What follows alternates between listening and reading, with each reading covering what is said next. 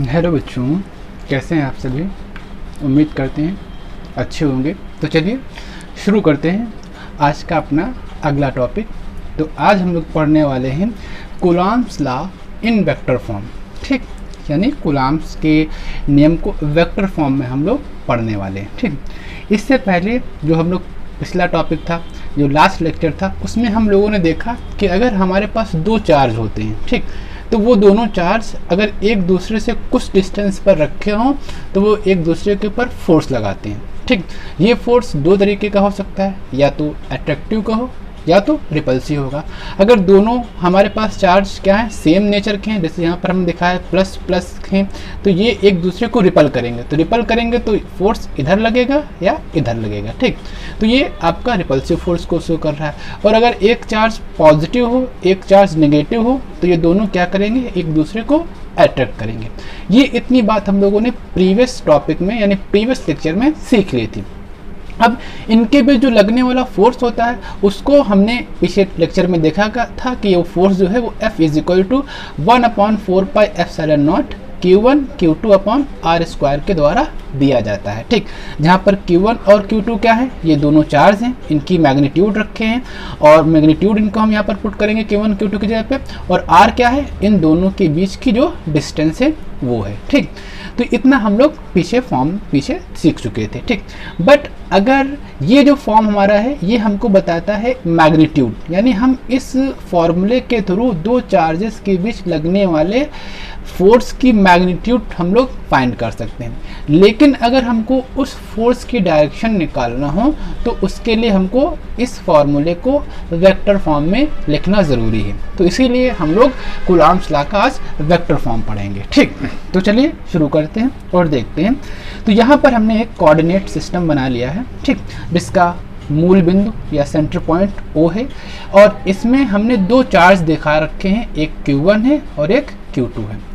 अब इनका vector form बनाने के लिए हम क्या करते हैं, Q1 और Q2 को इस ओरिजिन के रिस्पेक्ट में हम लोग जो है कुछ वेक्टर के फॉर्म में इसको लिखते हैं।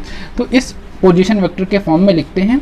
तो इस Q1 की हम ये मान लेते हैं कि ओरिजिन से जो वेक्टर है, पोजीशन वेक्टर है, वो कितना है, उसको हम नाम दे देते हैं R1 वेक्टर, यानी ये डिस्टेंस कितनी R1 वेक्टर है जो कि Q1 की ओरिजिन से, और जो Q2 की ओरिजिन से पोजीशन वेक्टर है वो हम R2 मान लेते हैं, और ये हमारे पास क्या है, R2 है। ये पोजीशन वेक्टर है Q2 की। ठीक, ये R2 वेक्टर हमने बना लिया। ठीक, अब हम जानते हैं कि हम जब फोर्स लिखते हैं तो हमको फोर्स में क्या होती है, दोनों चार्जेस के बीच की डिस्टेंस R भी फाइंड करनी होती है। तो यहाँ पर इन दोनों चार्जेस के बीच की जो डिस्टेंस है उसको भी हम लोग फाइंड करेंगे, जिसको हम लोग डिस्प्लेसमेंट वेक्टर के नाम से भी जानते हैं। अब इन दोनों के बीच की डिस्टेंस को हम दो तरीके से लिख सकते हैं। ठीक, एक तो हम इसको इस तरीके से भी लिख सकते हैं, ये हमारे पास एक वेक्टर होगा इन दोनों के बीच। ठीक, ये एक वेक्टर हम इसको ऐसे रिप्रेजेंट कर सकते हैं। ठीक, और ये वेक्टर किधर से किधर जा रहा है, Q2 से Q1 की तरफ जा रहा है, इसीलिए इसका नाम हम लोग देते हैं R2 से 1 की तरफ जा रहा है, तो R21 वेक्टर हम लोग इसको कहते हैं। या इसी डिस्टेंस को हम ऐसे भी रिप्रेजेंट कर सकते हैं। ठीक, ऐसे भी तो लिखा जा सकता है, यानी Q1 से अगर हम Q2 की तरफ एरो खींच दें तो ये भी हमारा एक डिस्प्लेसमेंट वेक्टर होगा। अब ये किधर से किधर आ रहा है, ये हमारे पास आ रहा है 1 से 2 की तरफ, तो इसका हम लोग नाम देते हैं R12 वेक्टर। ठीक, ये 1-2 वेक्टर। आई होप यहाँ तक की चीज़ें क्लियर है। अब हम फोर्स की डायरेक्शन भी क्या दिखा देते हैं यहाँ पर। तो अगर हम ये मान लें कि ये दोनों चार्ज हमारे पास कैसे हैं, पॉजिटिव हैं, तो एक दूसरे को रिपल करेंगे, तो रिपल्सिव फोर्स जो लगेगा वो एक इस डायरेक्शन में लगेगा, ऐसे अगर ये होगा। ठीक, और ये फोर्स जो रिपल्सिव होगा ये ऐसे ऊपर की तरफ लगेगा, क्योंकि दोनों के बीच रिपल्सिव फोर्स लगेगा, तो दोनों वेक्टर इधर होंगे।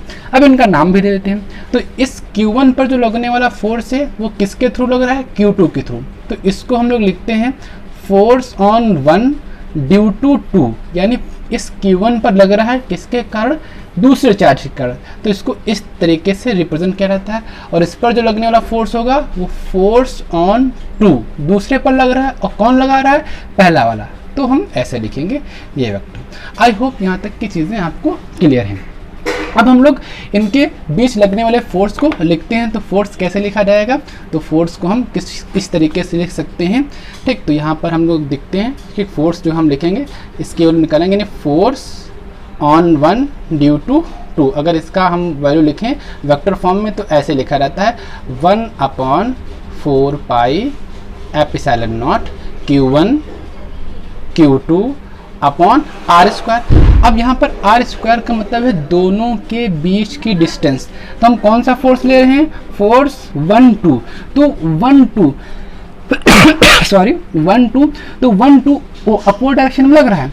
तो अपवर्ड डायरेक्शन में लगने वाला आप डिस्प्लेसमेंट वेक्टर देखो तो कौन लग रहा है अपवर्ड डायरेक्शन में, जिधर फोर्स है उधर वाला ही डिस्प्लेसमेंट वेक्टर लेंगे। तो यहाँ पर देखो अपवर्ड डायरेक्शन में ये वाला लग रहा है वेक्टर, जो हमने ये लिखा है r21। तो यहाँ r की जगह पे हम लोग कौन सा लेंगे, r21, ये वाला देखो हम लोग वेक्टर लेंगे, क्योंकि यही वेक्टर इस F12 की डायरेक्शन में है। तो यहाँ पर हम लोग कौन सा लेंगे, r21 वेक्टर, ठीक, 1 वेक्टर का स्क्वायर। और अगर हमको इसको वेक्टर फॉर्म में लिखना है तो वेक्टर फॉर्म में हम क्या कर देंगे, r21 का यूनिट कैप लगा देते हैं, ये स्क्वायर है, ठीक, r21 का स्क्वायर और ये यूनिट फॉर्म, यूनिट वेक्टर से हम मल्टीप्लाई कर देते हैं तो ये वेक्टर फॉर्म में रहता है। इसी तरीके से अगर हम F21 की वैल्यू लिखेंगे तो F21 की जो वैल्यू निकालेंगे, F21 यानी फोर्स ऑन 2 ड्यू टू 1, तो इसको लिखेंगे तो कैसे लिखेंगे, 1/4 pi epsilon not Q1 Q2 upon r। r का मतलब दोनों के बीच की डिस्टेंस। तो अब देखो F21 इस डायरेक्शन में है, तो इस बार हम लोग r कौन सा लेंगे, जो इस डायरेक्शन में होगा, और इस डायरेक्शन में r डिस्प्लेसमेंट वेक्टर कौन सा है, ये वाला r12 है, ठीक। तो यहाँ पर हम लोग कौन सा लेंगे, r12 का स्क्वायर, ठीक, r12 का स्क्वायर, और जिसको वेक्टर फॉर्म में रिप्रेजेंट करने के लिए r12 के यूनिट वेक्टर से हम लोग मल्टीप्लाई कर देंगे, ठीक। उम्मीद करते हैं ये आपको समझ में आया होगा। अब हम लोग क्या करते हैं, r12 और r21 की वैल्यू भी निकाल लेते हैं। तो यहाँ पर आपको एक ट्रायंगल दिख रहा होगा, तो यहाँ पर हम जो है दो वेक्टरों के एडिशन का ट्रायंगुलर फॉर्म यानी ट्रायंगुलर रूल लगाकर यहाँ पर r12 और r21 की वैल्यू निकाल सकते हैं। तो अगर हम इसमें देखें तो हम जानते हैं कि जो ट्रायंगुलर रूल क्या कहता है कि दो अगर वेक्टर कंटिन्यूअस फॉर्म में अगर हैं तो जो तीसरा वाला वेक्टर है उसके रिजल्टेंट को दिखाएगा। तो अगर हम ये वाला वेक्टर देखें तो देखो ये एक वेक्टर दे रहा है हमारा r2, और इसी का कंटिन्यू कौन सा है, ये वाला, देखो यहाँ से ऐसे गया और कंटिन्यू मतलब उसके साइड में लगा हुआ, ठीक। तो ये ऐसे गया और ये ऐसे गया, ठीक। तो ये वाला और ये वाला क्या हो गया, आपस में कंटिन्यू हो गए। तो इन दोनों का रिजल्टेंट कौन होगा, ये वाला होगा। तो अगर हम यहाँ पर लिखेंगे तो हम यहाँ पर लिख सकते हैं फ्रॉम फिगर हम लिख सकते हैं तो r2 वेक्टर, ठीक, और प्लस कौन सा r21 वेक्टर, ठीक। देखो ये दोनों कंटिन्यू है, ये इनका रिजल्टेंट क्या होगा, इनका रिजल्टेंट होगा r1 वेक्टर, होगा नहीं। अब यहाँ से r21 निकाल लो तो r21 वेक्टर जो हो जाएगा वो क्या हो जाएगा, r1 वेक्टर, ये उधर जाएगा तो माइनस का r2 वेक्टर, ठीक। अब ये r21 की वैल्यू हम लोग इस फॉर्मूले में पुट कर सकते हैं और हमको जो है एक नया रूप मिल जाएगा। इसी तरीके से अगर हम देखें तो इस बार अगर हम इधर से इस ट्रायंगल को देखें तो ये हमारे पास एक एरो जा रहा है और इसके साथ कंटिन्यूअस कौन सा है, ये वाला है, एक ये वाला एरो, और इसका कंटिन्यूअस कौन सा है वेक्टर है, ये वाला है। तो ये दोनों कंटिन्यूअस इस बार इधर से देखें तो इनका रिजल्टेंट क्या होगा, ये वाला होगा। यानी अगर हम फ्रॉम फिगर से अगेन